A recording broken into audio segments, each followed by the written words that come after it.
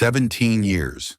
That's how long Marama vanished, without a single headline, without a single search party, swallowed by the dust of a city that stopped caring.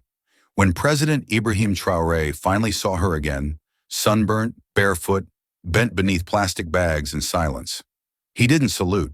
He fell to his knees, because in that moment, power meant nothing. Titles meant nothing. Only remorse remained. What kind of world lets a sister of a nation's leader disappear in plain sight, while polished shoes echo through marble halls? And more importantly, what does it take for a soldier to realize he failed, not in war, but at home? This story you're about to hear is a work of fiction, but the pain, the silence, the questions it asks, they are all heartbreakingly real, because somewhere out there, a Marama does exist. And sometimes the ones we forget aren't lost in war. They're just waiting to be seen again. Stay with us. This is a story worth every second of your time. At exactly 5:47 a.m., before the first official had a chance to shuffle into the marble corridors of the presidential palace, Ibrahim Traoré, leader of the nation, former war hero, now president, walked out the back gate alone, dressed in a dusty brown shirt and weathered slacks. No medals, no power, just a man walking. Behind him, Kazi, his longtime driver and unofficial conscience, stood blinking beside an aging military jeep. "Sir, you're serious about this?" Kazi muttered, glancing at the unguarded rear exit like it was a trap. Ibrahim didn't answer at first. He stared out toward the skyline where the sun was rising like an open wound, bleeding orange light into a city still holding its breath. "I just want to drive," he finally said. Kazi hesitated, then opened the driver's side door. "You want the route with potholes or the one with ghosts?" Ibrahim gave a faint smile, but his eyes didn't.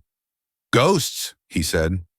The jeep rattled to life, coughing like an old man trying to stand. As they pulled away from the manicured gardens and high iron gates, Namaru began to show its other face. No flags here, no guards, just cracked pavement, collapsing rooftops, and power lines that hung like forgotten nooses between buildings. Children darted barefoot through puddles of oil. A woman with a torn scarf over her face swept dust from a doorstep that hadn't held a welcome in years.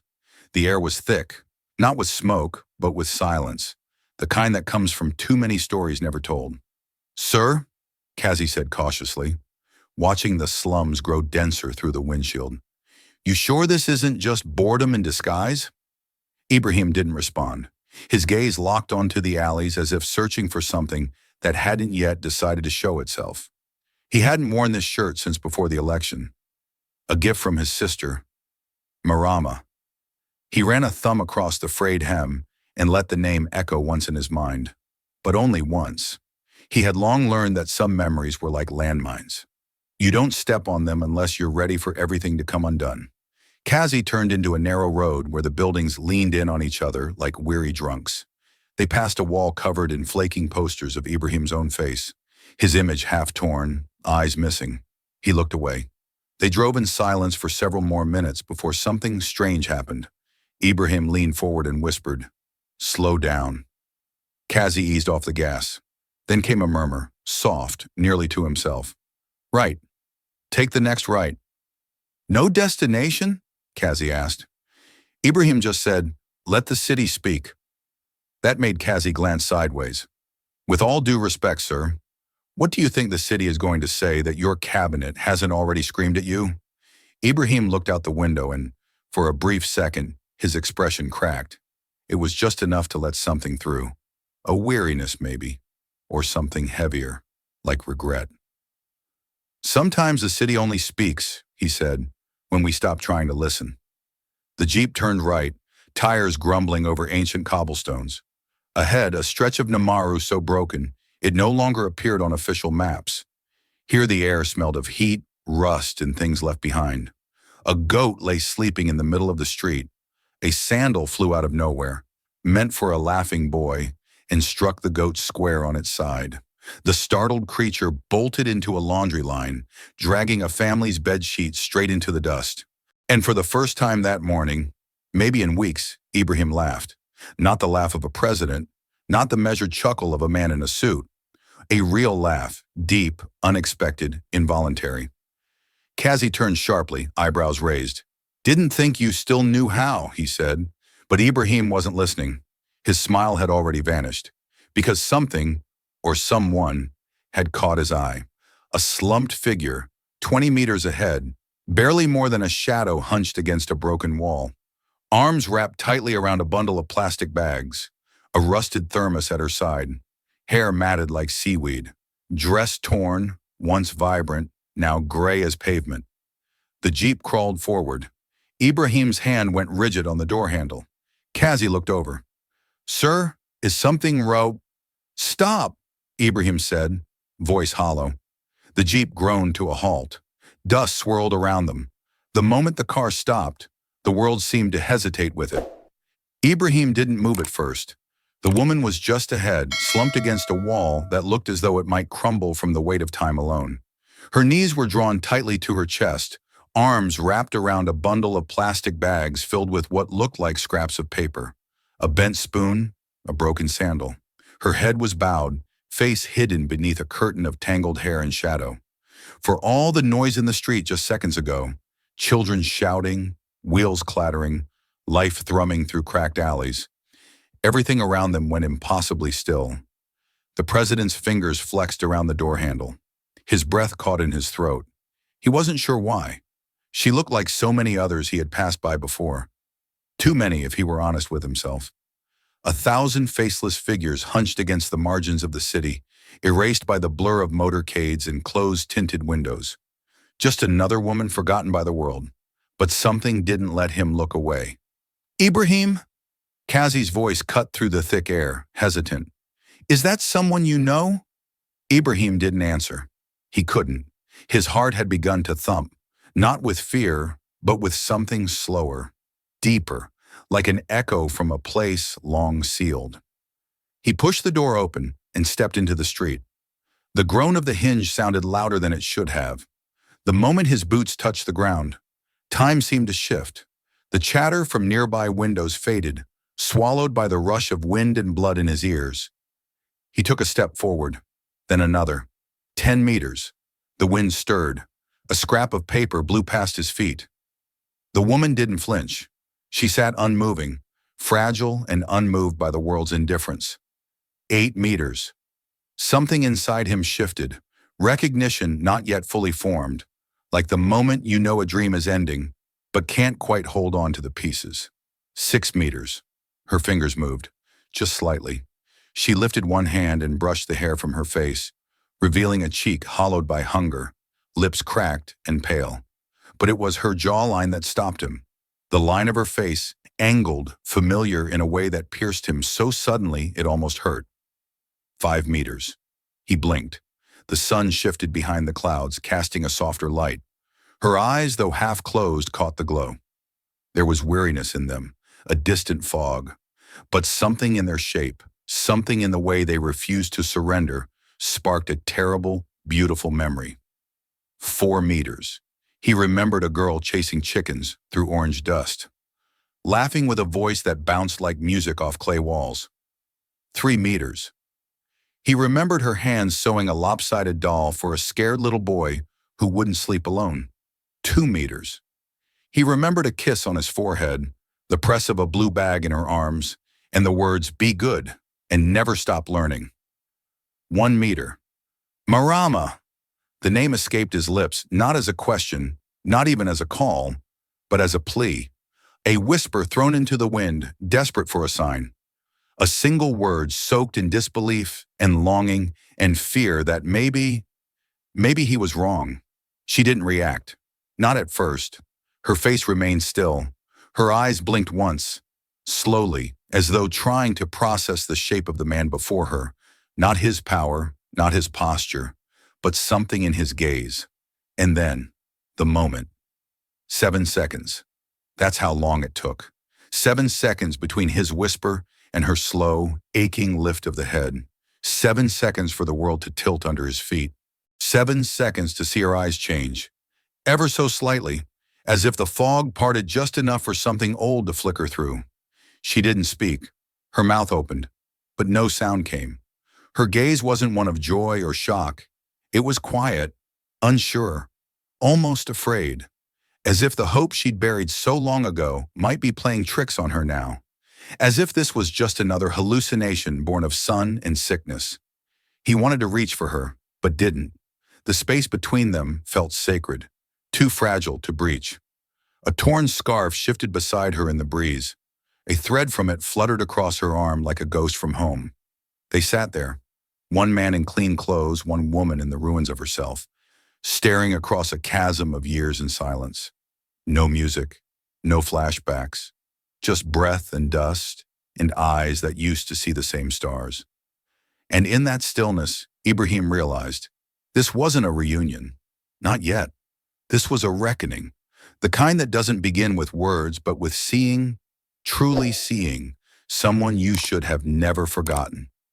And knowing that whatever came next, everything had already changed. She didn't flinch. Not when he whispered her name. Not when he stepped closer. Not even when the silence between them turned heavy enough to suffocate breath. Her eyes, dulled by years of sun and something deeper, exhaustion of the soul perhaps, just blinked once more, slowly, as though the man before her were just another shape in the dust. Just another passerby who might give a glance, maybe even a coin, and then move on. But Ibrahim didn't move. His lips parted again, and the name came out a second time, softer now, almost a breath. Marama. This time the syllables weren't spoken like a declaration. They slipped out like a confession, like guilt that had grown too heavy to hold alone. But even then she gave no sign of recognition. Her gaze drifted past him, as if searching for something more believable than the figure crouched before her.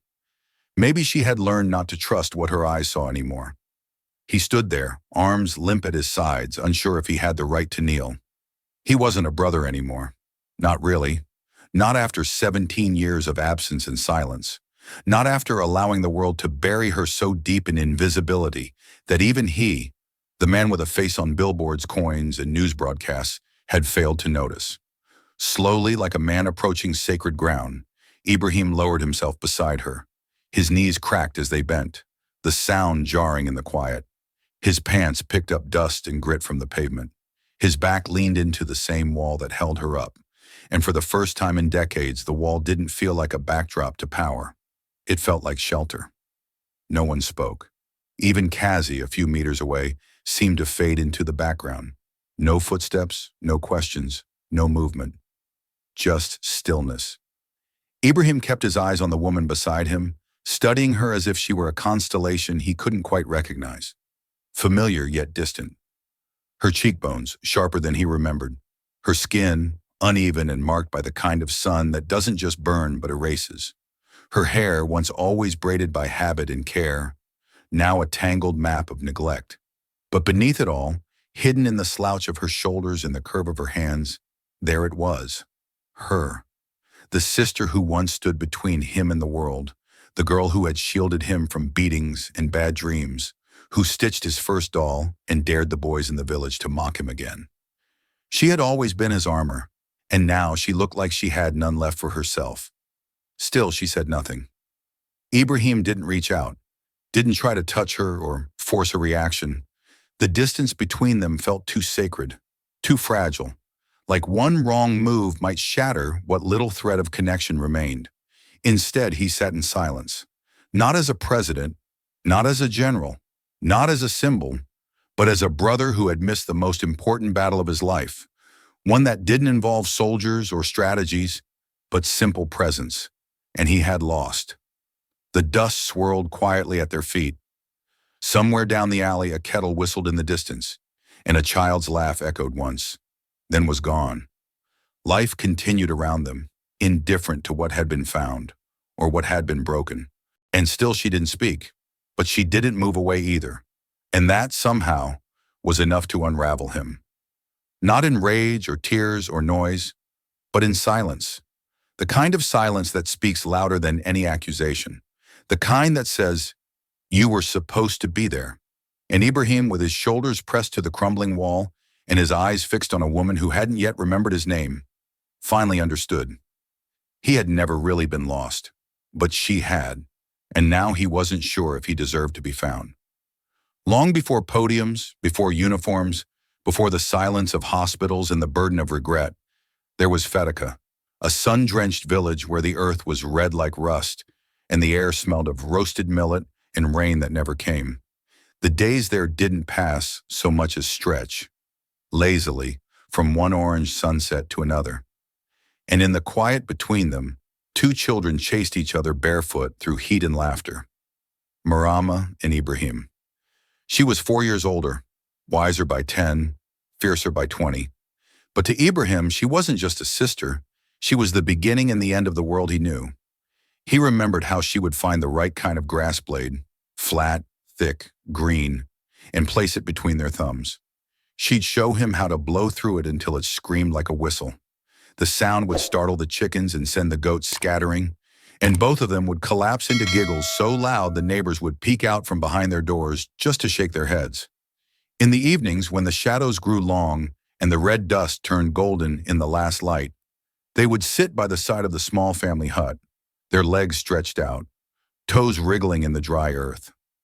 Marama always had a trick, a story, a task. One week it was teaching him to trap fireflies in glass jars without hurting them. "You have to let them breathe, Uber," she said. "Even light needs air." Another week she gathered scraps from old clothes, a torn rice sack, and stuffing from a broken pillow. That's when she made him his first doll, its smile sewn crooked in red thread, one eye a mismatched button. "His name's Bulow," she declared, handing it to him like it was treasure. "He'll guard you from night lions." Ibrahim clutched that doll every night. During thunderstorms, when the wind howled like something angry from the trees, he'd hold Bulow close and whisper Marama's stories to himself until he slept. One night, he even showed it to a group of older boys from the village. They laughed, mean, mocking laughter. But before he could say a word, Marama stood in front of him, arms crossed, chin lifted. "If you ever touch my brother's doll," she said, voice like flint, "I'll sew your mouth shut with the same thread." They never teased him again. They didn't have much. Their mother had died young, worn down by illness and years of grinding corn and grief. Their father had vanished into the roads and never returned. Some said he joined the mines. Others whispered prison.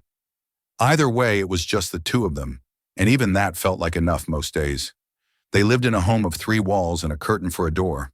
There were no beds, just mats rolled onto clay. No toys, only the ones they imagined. But there was a rhythm to their days, a security stitched together not with money or comfort, but with presence, with protection, and most of all, with Marama.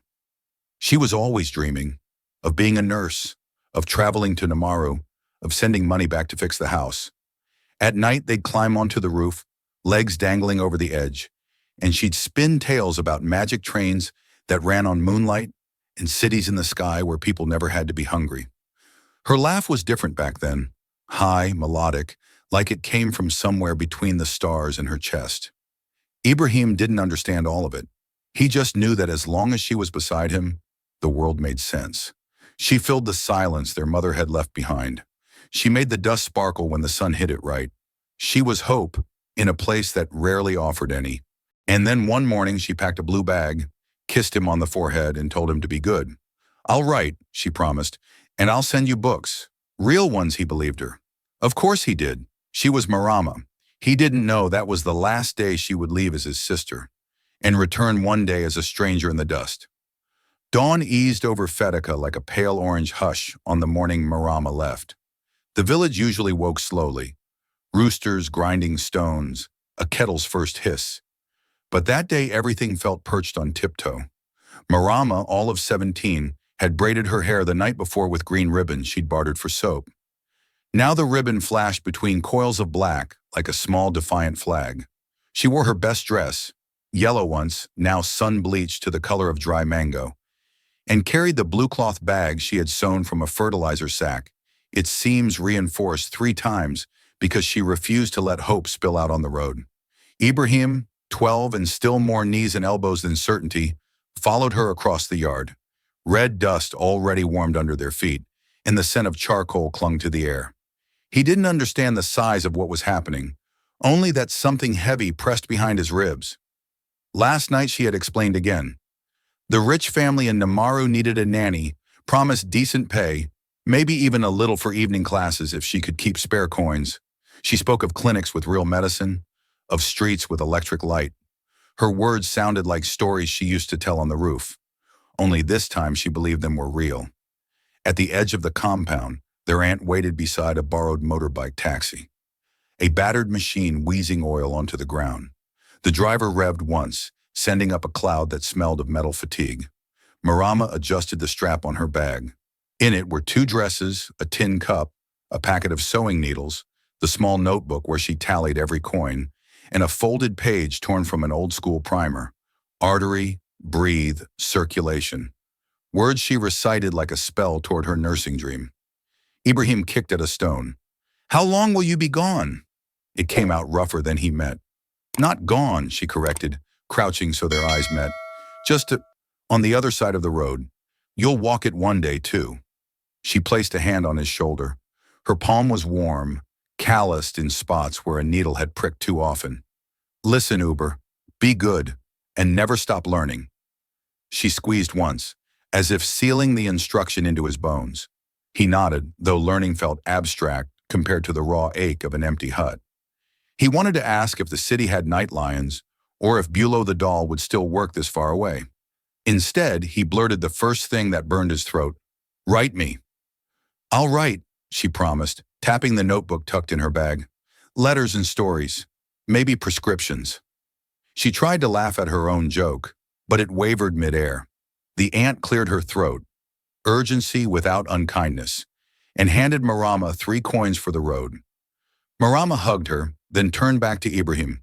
The sun climbed higher, painting her ribbon a sharp jade, and for a heartbeat she looked older than 17, as though future trials were already sketching themselves onto her silhouette.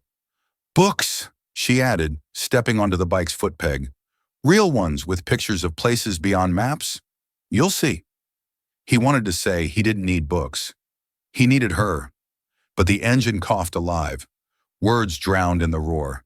She blew him a kiss, cheeks puffed in their old secret signal. Pineapple cheeks, silly brother. And the driver lurched forward. Dust spiraled behind the rear wheel, briefly swallowing her image. Ibrahim squinted through the cloud until shapes resolved again, the ribbon fluttering like a green comet tail, the blue bag bouncing against shocks, the road stretching, then bending out of sight. He stood there long after the bike disappeared, the hush of morning broken now by village clatter, returning to routine. A neighbor waved with half-interest. Another called him to chase goats from the millet patch.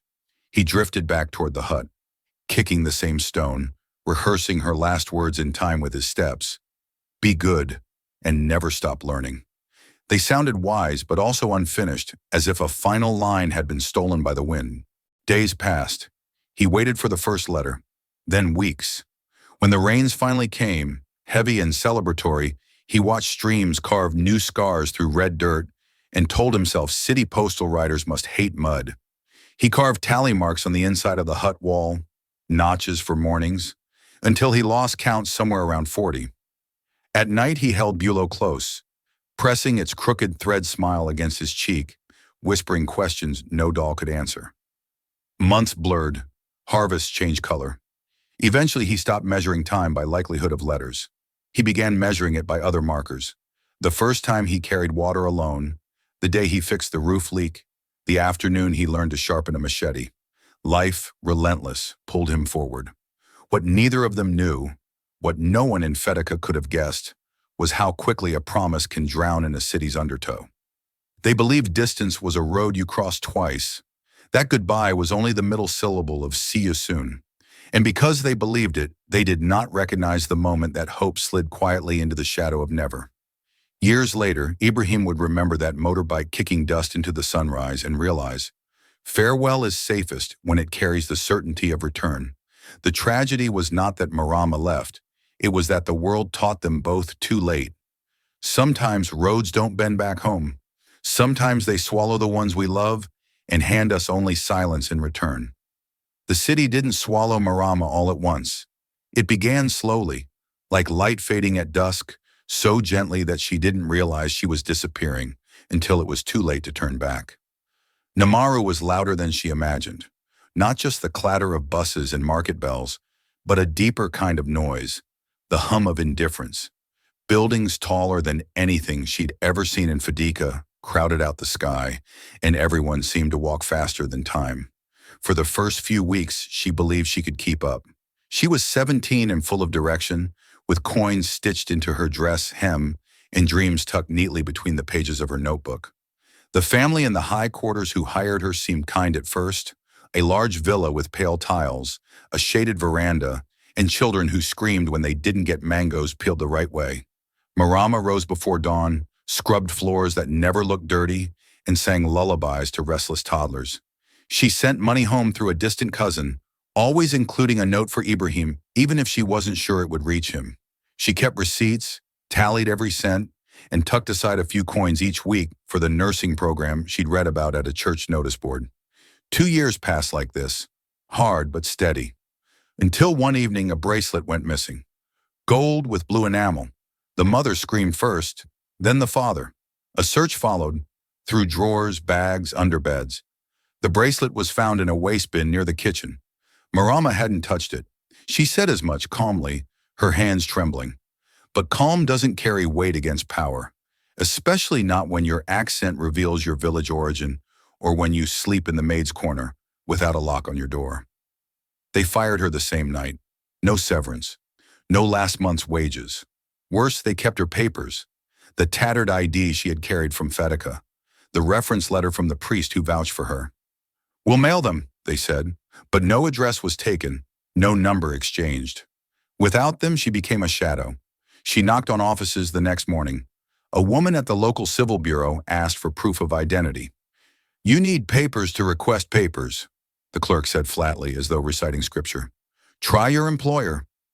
But her employer wouldn't open the gate.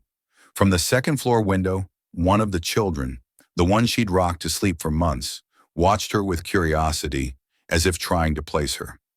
That was the first day she was no longer Marama. She became you, or girl, or auntie to strangers on the street. She found short-term work watching market stalls, patching clothes, sometimes carrying groceries for old women too tired to haggle. But with each job, her body thinned, her cough worsened, her wages shrank. Without documents, clinics turned her away. Even churches, once welcoming, began asking for parish ID numbers. She learned to keep quiet, not out of shame, but because names had begun to feel heavy, fragile things, not worth the disappointment when people stopped listening halfway through. She settled near the edge of the broken market, beneath the arch of a collapsed wall, where sun and dust drifted like forgotten incense. Some nights she was given bread, other nights silence, and over time, the silence deepened. Her hands stopped writing. Her notebook, once filled with calculations and dreams, became a soft blur of smudged ink. No one asked where she came from anymore. No one asked where she was going. Eventually, she stopped asking too. And in that space between survival and surrender, Marama disappeared, not with a scream or a final goodbye, but with a long, slow exhale that no one heard. What remained was a figure hunched by the wall, eyes dim, knees drawn close, plastic bags held like shields, and a name, once spoken like light, now tucked away so deep it echoed only in the memories of a brother who had forgotten to look. The first night at the military hospital passed in a blur of antiseptic air, fluorescent lights, and the soft, mechanical beeping of machines that seemed to speak a language Ibrahim no longer understood. He sat in the chair beside Marama's bed, still dressed in the same dusty shirt from that morning, his sleeves rolled up, forearms streaked with the grime of city streets. He hadn't gone home, hadn't spoken to his aides, hadn't touched his phone. He just sat there, elbows on knees, eyes fixed on the slow rise and fall of her chest, beneath a thin hospital blanket. She didn't speak, not that night, maybe not even fully conscious. Her body was there, frail, thinner than anything he remembered, but her spirit felt like it was still somewhere out in the dust, crouched against a wall, clinging to plastic bags in silence, A monitor beside the bed beeped steadily, counting the seconds he could no longer measure in any meaningful way. It mocked the urgency he once carried, the tempo of war rooms and rapid decisions. Here the rhythm was out of his control, cold, clinical, intimate in its indifference. He leaned back against the chair, feeling every notch of discomfort in his spine, and stared at her hands. They were motionless, skin cracked near the knuckles, faint scars along the fingers, sewing cuts maybe. The hands that once stitched his doll, that once caught fireflies in a jar without harming their wings, now rested like fallen leaves, barely twitching when a nurse checked her pulse. He wanted to say something, anything, but no words made sense. What did you say to someone you had abandoned without even realizing it? What apology could fit in a room this still? He glanced up at the ceiling, then back at the monitor. 73 beats per minute. That was all she had to say. He had stood before generals and parliaments. He had calmed chaos with a look, commanded troops into battle, rewritten the fate of entire provinces. But here, now, he was utterly powerless. Every moment felt like a reminder. You saved a country, but forgot your own sister. A nurse entered briefly, adjusting Marama's IV. She greeted him with the kind of calm professionalism reserved for high-ranking visitors, but said nothing more. No judgment, no sympathy, just duty. He appreciated that. He didn't want comfort. He didn't deserve it. After she left, Ibrahim reached for the edge of the blanket, gently smoothing a wrinkle near Marama's shoulder. His fingers paused above her collarbone, sharp now beneath the skin, and he pulled his hand back quickly, as though touch itself might shatter her. He didn't cry. Not then. His body felt too numb, too taut, stretched thin by something heavier than grief. This wasn't the pain of losing her. It was the realization that he hadn't even looked. That while he'd been making speeches about justice, posing beside reform banners, drafting strategies to protect the vulnerable, Marama had been right there, in the same city, breathing the same air, dissolving into invisibility. He lowered his head, pressing his fingertips against his temples. For the first time in years, his thoughts didn't march in formation. They scattered, fragmented. He saw her again in Fetica, green ribbon in her hair, shouting at the goats. He remembered her blue bag, the kiss on his forehead, the words, "Be good and never stop learning." What had he learned? That power meant nothing if it couldn't find the people who mattered? That recognition was worthless if it arrived 17 years too late? Outside the window, the city moved on without him. Sirens in the distance, tires screeching, streetlights flickering. But inside this room, time was suspended. Just a sister, unconscious, and a brother unraveling beside her. Around midnight, he stood to stretch his legs, but didn't leave. He poured water into a cup and placed it on the nightstand. He folded the corner of the blanket just a little more snugly. Then he returned to the chair and settled back into stillness, letting the soft hum of machines fill the silence that had become his penance. That night he didn't think about policies or borders or the next summit. He thought only of one thing. How had he won so many battles and still lost her? On the third morning, something shifted. The room smelled the same. Bleach, cotton, the sterile weight of a place designed to preserve life without warmth. But the air felt different. Lighter maybe, or simply less heavy. Ibrahim had barely slept, curled in the hospital chair with a blanket draped over his shoulders, his jacket folded neatly on the windowsill. When he opened his eyes, Marama was already awake. She didn't move, just lay still beneath the sheets, staring toward the light slipping in through the slatted blinds. Her fingers were resting over her stomach, barely touching, as if afraid to take up too much space. He sat up slowly, not wanting to startle her. Her gaze flickered toward him. No fear, no recognition yet. Just study, as if trying to match his face with something buried deep in memory. Then her lips parted. At first, no sound came. Only a soft twitch of her jaw, a breath that caught mid-exit. She closed her eyes, waited, then tried again. Uber. The name hit him like wind against a cracked window, soft but splitting everything open. He hadn't heard it in years.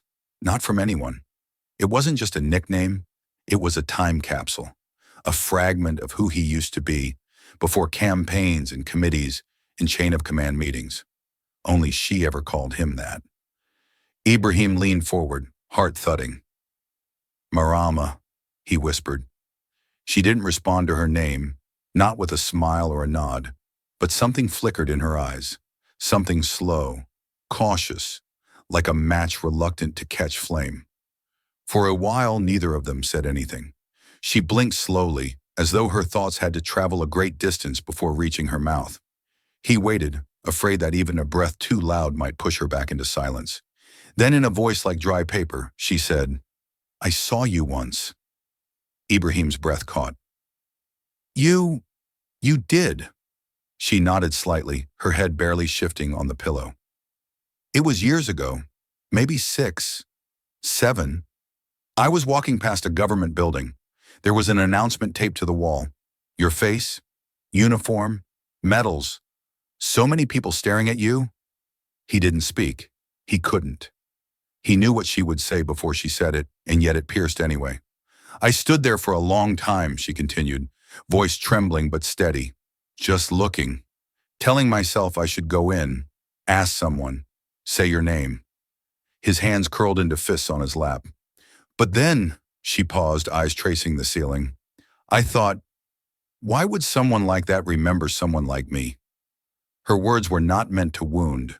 They were not delivered with accusation. That was what made them hurt the most. They were simply a truth. Not a knife thrown, but a mirror held. Ibrahim swallowed hard, throat burning. "You were never... I didn't forget you." She turned her head toward him. The movement was slow, deliberate.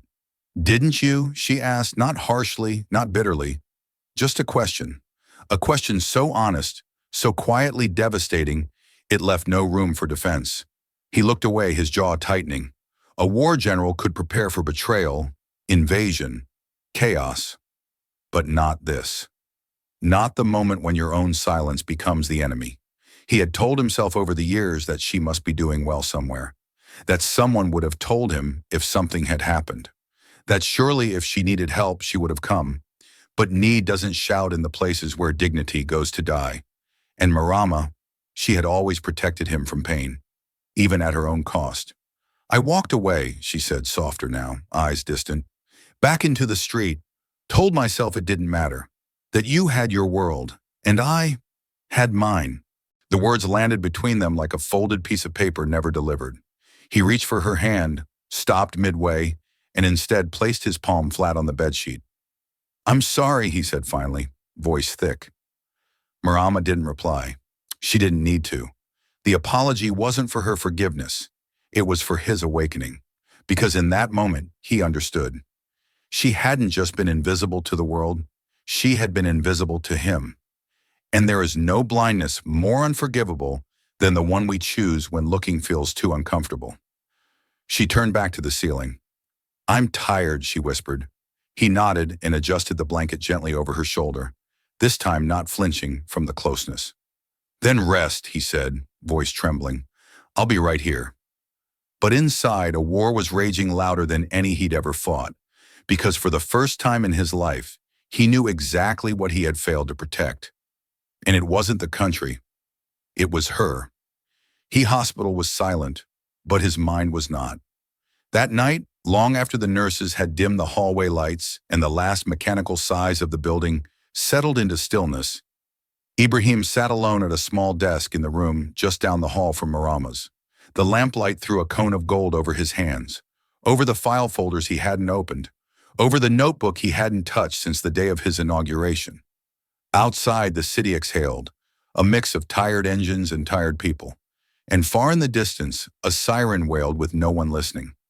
He opened the notebook to a blank page, stared. The pen hovered in his hand like it belonged to someone else. What could he possibly write? What statement could carry the weight of what he'd just seen, just heard, just failed to respond to? And then slowly, the sentence came. Not crafted, not poetic, but true in a way that made his bones tighten. "If I didn't see her, how many others have I ignored?" He wrote it once, then again, slower, the letters pressing deeper into the paper until the ink began to bleed. The sentence didn't feel like a question. It felt like a verdict, not just of guilt, but of blindness. A diagnosis that didn't come from a doctor or a court, but from his own silence, stretched over years, dressed in good intentions. He leaned back in the chair, the notebook open in front of him like a wound. For hours he sat there, replaying not just Marama's words, but everything they implied.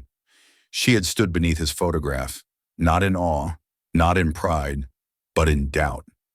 She had been that close, close enough to call out, but she didn't. Not because she didn't want to, but because she believed he wouldn't care. That belief was worse than absence, worse than anger. It was resignation shaped by 1,000 small disappointments, 1,000 little systems that reminded people like her that they were not meant to be seen. And he, like so many in power, had done nothing to stop it. He had walked through markets without looking down, sat in meetings about urban renewal without once asking who those decisions displaced. He had visited schools with cameras flashing, held crying babies for photo ops, approved clean water initiatives, but never gone back to check whether the pipes worked, whether the promises held. And now all he could see was Marama's face when she said, "Why would someone like that remember someone like me?" That line gnawed at him. It wasn't just about him. It was about the country, about every voice left unheard, every face blurred into the background of policy reports and budget lines. The women sweeping doorsteps with no titles, the street kids chasing goats and hope in equal measure, the elderly who sat in front of clinics, not because they were waiting for care, but because they had nowhere else to go. He thought of how easy it was to miss someone in plain sight, how power trains you to filter out what's inconvenient, how even your kindness can become sanitized, ceremonial, empty. The notebook still lay open, that single sentence staring back at him with relentless simplicity. If I didn't see her, how many others have I ignored? He didn't know the answer, and suddenly that not knowing terrified him more than any battlefield ever had. He looked up toward the quiet hallway, where Marama slept a few doors away. No longer on the street, but still not home. That sentence wouldn't let go. It followed him as he turned out the lamp, as he walked slowly back to her room, as he paused at the door and watched her breathe beneath the dim glow of machines. It followed him into his dreams, into the cold spaces between memory and regret, and it would follow him into the days ahead, until he found a way to rewrite it, not with a pen, but with action. By the time the sun rose over Namaru the next day, Ibrahim had already been awake for hours. He didn't return to the palace, didn't hold a press conference, didn't summon his advisors. Instead, he sat alone in a modest government office tucked behind the old Ministry of Public Records, an unremarkable building with peeling paint and a courtyard that hadn't seen flowers in years. It was quiet there, forgotten, fitting. On the desk before him was a single sheet of paper, no letterhead, no stamps, just a blank canvas and a borrowed pen with half its ink gone. He stared at it for a long time. The sentence still echoed in his mind. If I didn't see her, how many others have I ignored? The question wasn't rhetorical anymore. It was a call to act, not with speeches or slogans, not with charity, but with repair. A word he wrote slowly, deliberately, across the top of the page in large, uneven letters. REPAIR, not aid, not support, not uplift. This wasn't about lifting people from below. It was about fixing a broken promise, a failure embedded into the foundation of their society. The acronym came after, almost by instinct, like the structure had already lived in him all along. R, recovery of identity, for the thousands, no millions, of undocumented women and men whose names had been lost, erased, or never officially recorded. Without names, they could not vote, could not report abuse, could not even access a hospital bed. Marama had lost her name first. Everything else followed. E, essential health care, not just clinics, but trauma care, for those who had survived on the streets, in slums, in silence. Treatment for bodies that had endured malnutrition, untreated infections, and the quiet violence of neglect. Marama's scars were not from war, but from indifference. P, pathways to reintegration, Not forced labor, not retraining camps, but choice. Community work, local crafts, co-ops, apprenticeships, anything that helped these people become seen again. It was never about giving them worth. It was about reminding the world they already had it. He wrote and rewrote until the paper was smudged and soft at the edges.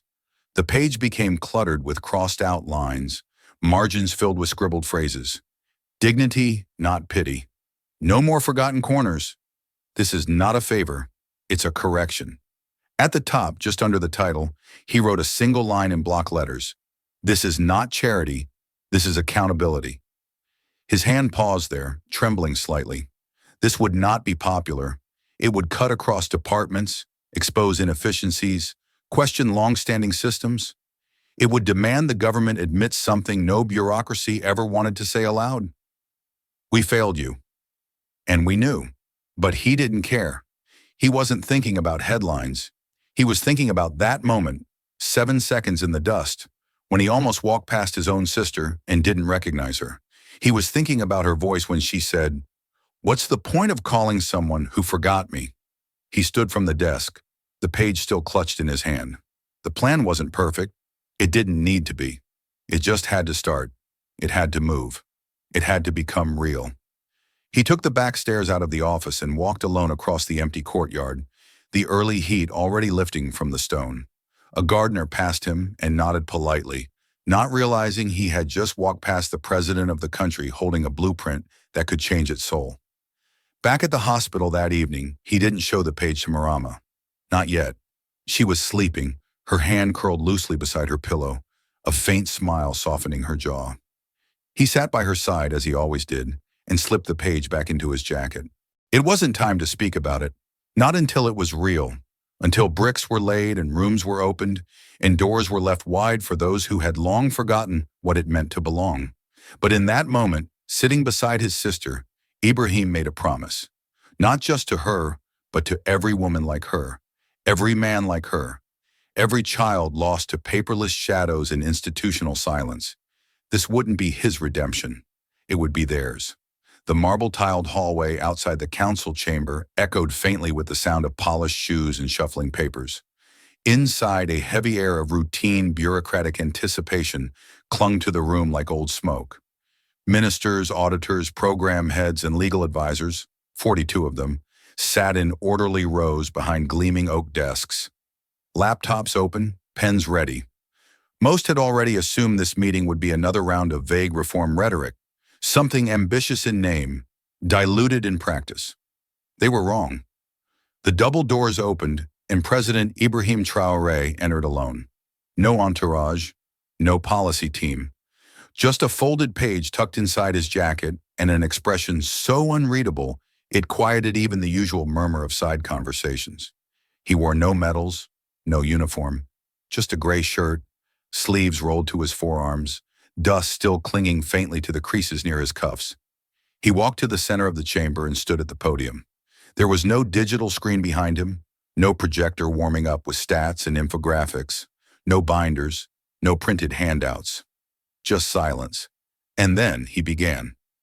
A few months ago, I found a woman sitting against a wall in one of the oldest districts of Namaru. Her dress was torn. Her hands were wrapped around a rusted thermos and plastic bags filled with scraps of paper. She didn't speak. She didn't ask for help. She didn't even look up. The room shifted. Pens paused mid-sentence. A few heads tilted.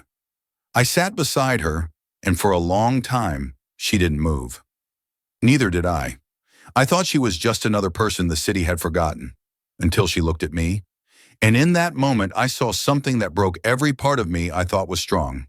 A pause. His voice didn't waver. It didn't need to. He wasn't performing. He was remembering. She was my sister. The room froze. Some stared at him, stunned.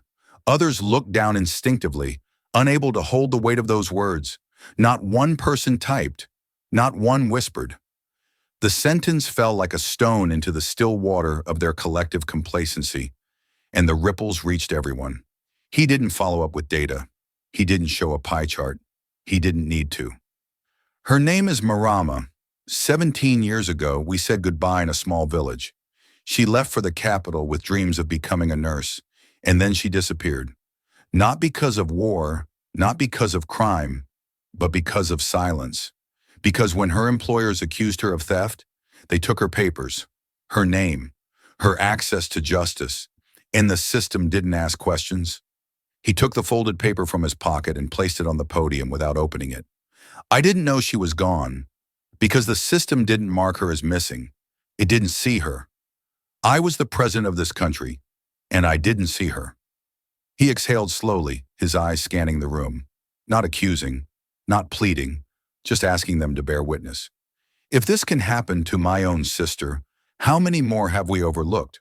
How many more are sitting on sidewalks, unseen, unnamed, unheard? He stepped back from the podium, letting his final words settle. If the system allows people to disappear like this, then it's not failing. It's working exactly as we let it.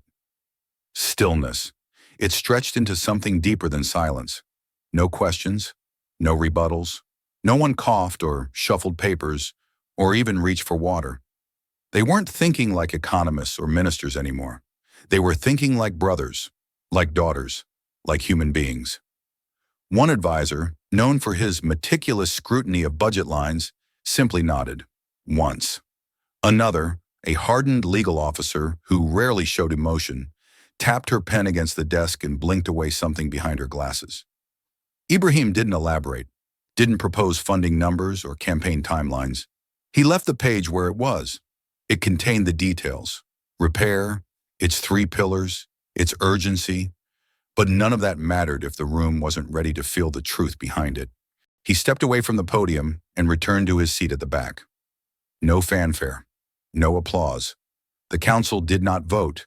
They didn't need to. Approval began in the only way that mattered, not with legislation, but with recognition, with men and women who had sat through 1,000 polished presentations and heard 1,000,000 empty words, finally struck speechless by something simple.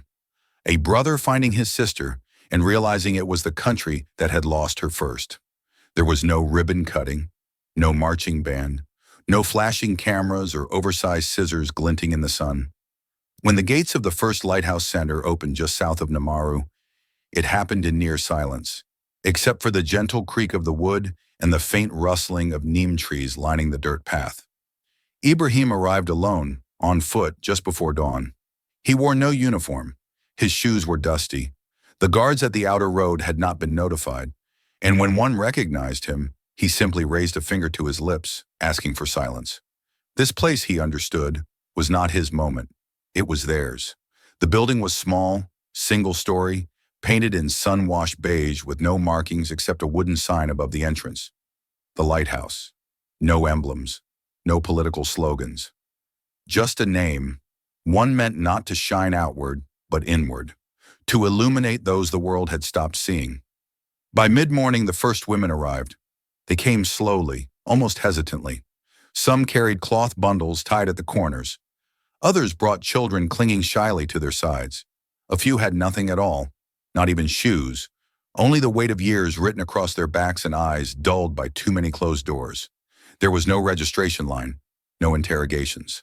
At the gate stood a single staff member, a young woman in a simple blue blouse with a notebook. Not to log statistics, but to ask names. Not legal names, not numbers, just names.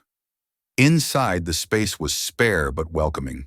Clean mats on the floor, bunk beds in rooms with open windows, a small kitchen with pots already warm from early tea, running water, a courtyard shaded by trees and strung with lines for drying laundry. No glass dividers, no intake desks, just people present. The rules were simple. If you are here, you are seen. If you stay, you are safe. The women did not arrive in large numbers. Not at first. Trust, after all, is not something that appears overnight. It seeps in slowly, like sunlight into a darkened room. But something about the air inside the lighthouse was different. It didn't hum with the tension of temporary charity. It breathed dignity. Some of the women wept upon arrival, not loudly, but with the soft trembling of someone who hadn't been offered water in their own cup in years. Others said nothing at all. One woman whose left hand still bore the faded ink of an old market job stared for 10 full minutes at the bar of lavender soap on her pillow before touching it. Volunteers came too, not because they were told to, but because word had begun to spread. The lighthouse is not like the others. They brought small offerings, scraps of fabric, thread, old sewing machines, seedlings for the courtyard garden, but they quickly learned the most valuable thing they could offer here wasn't help. It was presence. And in that presence, something long buried began to stir. A woman who hadn't spoken her full name in 12 years whispered it to a staff nurse. Another asked for a comb, then for a mirror, not to fix anything, but to see herself again. The lighthouse didn't promise miracles. It didn't offer escape. It wasn't built to erase pain, but it did something more subtle and more sacred. It gave context to survival. Here, laughter did not feel borrowed. It was not forced or masked with shame. It emerged slowly, awkwardly at first, over shared meals, over stories told with mismatched pieces, over small acts of creation. A stitched pillow, a cleaned hallway, a lullaby hummed in the courtyard as a child slept under a neem tree. Ibrahim visited only once after that opening day. He stayed outside the gate, watching quietly as a woman handed another a cup of tea, and a third carried a child on her hip, singing something that sounded like an old folk song. He didn't step in. He didn't need to. The lighthouse had opened not as a monument to policy, but as proof that even those forgotten by the world could remember how it feels to be home. Marama never stood at the center of the courtyard. She didn't need to. Each morning she arrived with her shawl draped gently over her shoulders, a small wicker basket resting in the crook of one arm. Inside it, scraps of fabric, thread spools, and a half-used bar of soap wrapped in cloth. She always chose the same spot, under the tin awning near the herb planter, where the neem trees gave a little shade, and the breeze passed easily. She didn't speak much, but somehow that was part of why the women gathered around her. At first it started with simple gestures, threading a needle for the woman beside her, showing how to knot the end so it wouldn't slip. Drawing a chalk line on faded cotton. She didn't explain the steps. She demonstrated them, slowly and patiently, letting her hands do the work and her presence do the speaking. A week after she began sitting in that spot, 3 women joined her on the bench. They brought torn pillowcases and shirts with missing buttons. She showed them how to stitch without pulling too tight, how to double back over a weak seam, how to repurpose something too damaged to wear into a bag or a pouch for soap.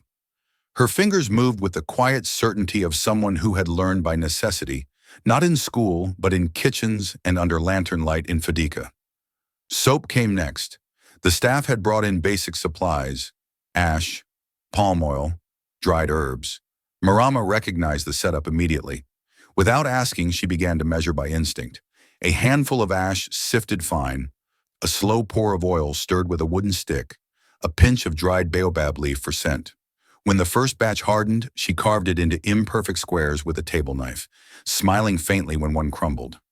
"Too dry," she whispered, not to anyone in particular, but as if to the soap itself. Word spread, not formally, not by announcement. It spread through small changes. One woman brought an empty tin and asked if it could be used as a mold. Another brought lemon peel. A third offered a broken spoon. The courtyard slowly filled not with chatter, but with rhythm. The soft scratch of thread pulling through cloth, the creak of the awning in the breeze, the scent of lavender, ginger, ash. And then, music. It began with a hum. An older woman threading a needle began to hum an old lullaby without realizing it. Another joined, and another. By the 4th verse they were laughing, because one of them sang off key, and another had forgotten the lyrics, and the joy was too unfamiliar to wear politely. It came out loud, real, unapologetic. It startled the staff. They had grown used to silence, or sobbing, or mechanical, polite gratitude. But this was something else. This was return. Marama didn't orchestrate it. She just stitched, cut, stirred. But the women began to watch her with something close to reverence. They started calling her Big Sister. Not because she demanded it, not because she gave speeches or stood at the front, but because she carried herself like someone who could keep a storm at bay. like someone who had walked through fire and come out with water in her hands. She didn't tell her story, not in the way others expected. No full account of what had happened to her, no recounting of pain. But here and there, between patterns and pots, she'd say things like, "My aunt used to use this oil, only on market days. In Fetica, we stitched like this because the cloth was too rough for fine needles. My little brother once tried to trade his doll for a mango. He was 4. And in those memories, softly folded into the mundane, the other women recognized her past without needing it spelled out. Her silences made space for theirs. They began to linger in the courtyard after lunch, even when no work was being done. Just to sit, to be near the feeling that they too could create again, could be useful. Not as a burden, but as women with skills, with laughter, with hands that remembered how to make something, anything, beautiful. And in that quiet, Marama became what the lighthouse had promised all along. Not a recipient, a restorer, a needle, a bar of soap, a hum in the air. Days passed. He waited for the first letter, then weeks. When the rains finally came, heavy and celebratory, he watched streams carve new scars through red dirt and told himself city postal riders must hate mud. He carved tally marks on the inside of the hut wall, notches for mornings, until he lost count somewhere around 40. At night he held Bulow close, pressing its crooked thread smile against his cheek, whispering questions no doll could answer. Months blurred, harvests changed color. Eventually he stopped measuring time by likelihood of letters. He began measuring it by other markers. The first time he carried water alone, the day he fixed the roof leak, the afternoon he learned to sharpen a machete. Life, relentless, pulled him forward. What neither of them knew, what no one in Fetica could have guessed, was how quickly a promise can drown in a city's undertow. They believed distance was a road you crossed twice. That goodbye was only the middle syllable of see you soon. And because they believed it, they did not recognize the moment that hope slid quietly into the shadow of never. Years later, Ibrahim would remember that motorbike kicking dust into the sunrise and realize, farewell is safest when it carries the certainty of return. The tragedy was not that Marama left, it was that the world taught them both too late. Sometimes roads don't bend back home. Sometimes they swallow the ones we love and hand us only silence in return. The city didn't swallow Marama all at once. It began slowly, like light fading at dusk, so gently that she didn't realize she was disappearing until it was too late to turn back. Namaru was louder than she imagined. Not just the clatter of buses and market bells, but a deeper kind of noise, the hum of indifference. Buildings taller than anything she'd ever seen in Fadika crowded out the sky, and everyone seemed to walk faster than time. For the first few weeks, she believed she could keep up. She was 17 and full of direction, with coins stitched into her dress hem and dreams tucked neatly between the pages of her notebook. The family in the high quarters who hired her seemed kind at first, a large villa with pale tiles, a shaded veranda, and children who screamed when they didn't get mangoes peeled the right way. Marama rose before dawn, scrubbed floors that never looked dirty, and sang lullabies to restless toddlers. She sent money home through a distant cousin, always including a note for Ibrahim, even if she wasn't sure it would reach him. She kept receipts, tallied every cent, and tucked aside a few coins each week for the nursing program she'd read about at a church notice board. 2 years passed like this, hard but steady, until one evening a bracelet went missing. Gold with blue enamel. The mother screamed first, then the father. A search followed, through drawers, bags, underbeds. The bracelet was found in a waste bin near the kitchen. Marama hadn't touched it. She said as much calmly, her hands trembling. But calm doesn't carry weight against power, especially not when your accent reveals your village origin or when you sleep in the maid's corner without a lock on your door. They fired her the same night. No severance. No last month's wages. Worse, they kept her papers. The tattered ID she had carried from Fetica. The reference letter from the priest who vouched for her. "We'll mail them," they said, but no address was taken, no number exchanged. Without them, she became a shadow. She knocked on offices the next morning. A woman at the local civil bureau asked for proof of identity. "You need papers to request papers," the clerk said flatly as though reciting scripture. "Try your employer." But her employer wouldn't open the gate. From the second-floor window, one of the children, the one she'd rocked to sleep for months, watched her with curiosity, as if trying to place her. That was the first day she was no longer Marama. She became you, or girl, or auntie to strangers on the street. She found short-term work watching market stalls, patching clothes, sometimes carrying groceries for old women too tired to haggle. But with each job, her body thinned, her cough worsened, her wages shrank. Without documents, clinics turned her away. Even churches, once welcoming, began asking for parish ID numbers. A black and white image. No poses, no polish. Just Marama sitting beneath the tin awning of the lighthouse courtyard. Scraps of fabric around her, a needle in hand. Behind her, a few women leaned in, eyes focused, hands mimicking her movement. One child peeked from behind a basket of soap. It wasn't a stage portrait. It was a moment caught mid-breath. The story that accompanied it was brief. A local journalist had visited for a community feature and stayed longer than planned. What she witnessed, she wrote, wasn't charity. It was something closer to grace. Her headline was quiet, but it rippled. The soldier's sister who teaches dignity, one stitch at a time. Overnight, national radio stations read the article aloud. University forums reposted it. Civic newsletters quoted her words. Ministers printed the image and passed it around policy meetings. There were requests, dozens for interviews, profiles, appearances. Everyone wanted to hear the voice behind the thread and the soap. Marama said no. She didn't decline rudely. She simply said, "The work speaks louder." And then she returned to the courtyard and helped a woman fix a broken hem. When the director of the lighthouse gently asked her again, this time on behalf of a television crew, Marama smiled softly. "I'm not the story. We are." She never stood behind a podium. She never held a microphone. She didn't attend the ribbon cuttings at the news centers modeled after hers. She didn't sign her name on the policies her life inspired. But inside the lighthouse, among the women who gathered at sunrise, she was the one they looked for first. They called her Big Sister, not because she was the oldest. Some were older. Not because she spoke the most. Some staff did. But because she had become the spine, the quiet steadiness they could lean on, the presence that said, "You're not invisible anymore." She never gave commands, but when her fingers moved, others followed. She never gave speeches, but when her laughter broke out, the whole courtyard felt lighter.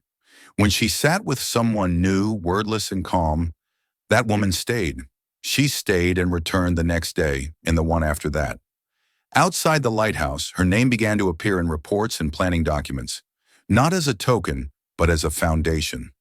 Inspired by Marama Traoré, they wrote, not for publicity, just to tell the truth. But inside the walls of the center, she helped build without blueprint or title. There were no framed portraits, no plaques, no gold-lettered dedications, just women, working, healing, laughing, and at the heart of it all, one woman with no crown, no nameplate, and more power than most rulers ever hold. Because power, real power, doesn't need applause. It only needs to be felt. And Marama had become impossible not to feel. The movement didn't begin with a speech. It began with thread. Weeks after the lighthouse opened its doors, new centers quietly followed. First in the southern provinces, then in scattered towns where no one had ever expected the government to care. There were no parades, no presidential visits, just buildings with open courtyards, shaded trees, and women arriving with nothing but stories folded into their silence. Each center bore a different name. In Kudugu, they called it the Thread House, a tribute to the fabric that Marama taught them to mend, but also to the unseen string that tied forgotten lives back together. In Banfora, it was the shelter of light, a nod to the way these spaces didn't shine outward like beacons, but inward, toward those who'd long lived in shadow. None of the official blueprints bore her signature. She didn't draft policy, didn't review construction plans, didn't approve budgets, yet her name appeared in every report, on every slide, at the bottom of every grant request. Inspired by Marama Traoré, the headers read, not as branding, but as a quiet truth. She never stepped into those new centers. She never needed to. The women who walked through their gates recognized her in the way a room was arranged, in the quiet strength of a staff member's patience, in the dignity of being called by name at registration. She was the thread now, binding places, binding people. And while the country built centers from brick and policy, it was her story that gave them weight. Not because it was dramatic, but because it reminded everyone that repair doesn't begin with numbers. It begins with noticing. It happened on a quiet morning. A group of students from the civic school had come to visit the lighthouse, their voices bouncing with curiosity, eyes darting across the herb garden and soap tables. Most didn't understand the full weight of where they stood, but one girl, small with tight braids and shoes too big, watched Marama folding towels in the corner. Slowly she walked over, clutching something in her hand. "Are the women here? Moms?" she asked, her voice barely above a whisper. Marama looked at her and smiled, not because the answer was easy, but because it was deep. She placed a gentle hand on the girl's shoulder and nodded, saying nothing more. The girl reached into her satchel and pulled out a drawing. Crayon lines formed a crooked house, flowers blooming beside it, a sun with too many rays. "I made this," she said. "You can put it on the wall if you want." That evening, after everyone had left, Marama taped it beside the sewing chart. No explanation, no ceremony. By the next morning, something shifted. The women arrived earlier, sat longer, worked with quieter hands, because that crayon house wasn't just a picture. It was permission to belong again. The ripple became a wave. Across ministries and provinces, policymakers began referencing the lighthouse model in memos and meetings. Reports used new language: restoration, not relief; recognition, not rescue. Funding shifted. Community programs pivoted. What once had been a quiet center built without ceremony now reshaped the rhythm of national reform. But as the spotlight grew, Ibrahim Traoré stepped back. He stopped visiting in uniform. He declined invitations to speak at expansion launches. He no longer opened meetings with statistics.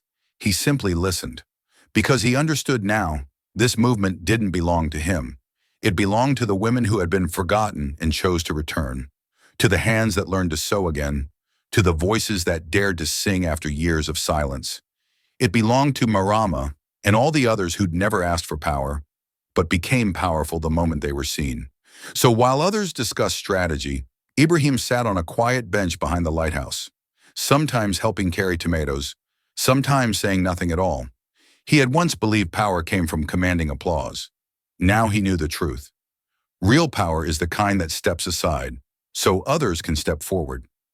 Ibrahim arrived at the lighthouse at dusk. No convoy, no guards, no one to announce his presence. He walked the familiar dirt path, the sound of his footsteps swallowed by the soft evening air. He found her where it all began, by the old brick wall, now shaded by neem trees. Marama sat quietly, her shawl draped over her shoulders, sewing in her lap. She didn't look up when he approached. He didn't speak, just sat beside her. There were no greetings, no formalities, no need to fill the silence. The years that had divided them no longer held weight. There was only the warmth of dusk, the memory of who they once were, and the quiet understanding of who they'd become. No words were exchanged, but everything was said. As the stars emerged one by one, Marama finally spoke, softly like a breath she had been holding for years. "I thought everything was broken," she said, "but it was never gone, just waiting." Her voice was steady, not sad, just true. Ibrahim looked at her, but didn't respond. He didn't need to. Instead, he tilted his head toward the sky, where constellations had begun to form above them, just as they used to do on the roof back in Fetica. Crickets sang nearby. A soft breeze stirred the scent of baobab and lavender in the air. For the first time in years, the silence wasn't heavy. It was healing. The story didn't end with a press release. It ended in the way it had begun, with thread. Marama continued sewing each day beneath the tin awning, but now each stitch wasn't just for blankets or bags. It was for something larger. Her hands moved with purpose, teaching women, yes, but also shaping the soul of a country slowly learning how to see again. She never stood on stages. She never asked for recognition, but those who walked through the lighthouse gates knew her strength by the way the air changed around her. Quiet, grounded, steady. And Ibrahim, he no longer believed that leadership was measured by applause. He had stood on battlefields, at podiums, in rooms full of decision-makers. None of it meant as much as sitting beside one forgotten woman and choosing to stay. Leadership, the narrator concludes, isn't about commanding applause. It's about noticing the silences and doing something when they become too loud. In the end, it was never about saving Marama. It was about what she saved. Not just her brother, but the very idea of dignity. One stitch at a time. This story reminds us that the deepest wounds in a society aren't always loud. They're silent, hidden in the people we forget to see. True leadership isn't measured by speeches, but by presence. Marama didn't seek to change the world, yet she became the heart of its healing. Dignity, once restored, can ripple farther than any law ever will. What's one forgotten face in your life or community that deserves to be seen again? This story is a dramatized narrative inspired by real public figures. Ibrahim Traoré, Marama, and all individuals mentioned are real people whose actions and public personas have shaped contemporary discourse. While the dialogue and settings have been fictionalized for storytelling purposes, the emotions, questions, and issues raised reflect genuine societal conversations. Thank you for watching and reflecting with us. If this story moved you, challenged you, or made you think, please consider subscribing to Captain of Truth. We bring real people, real tensions, and real turning points to life, one story at a time. Subscribe now. Your curiosity fuels the next story.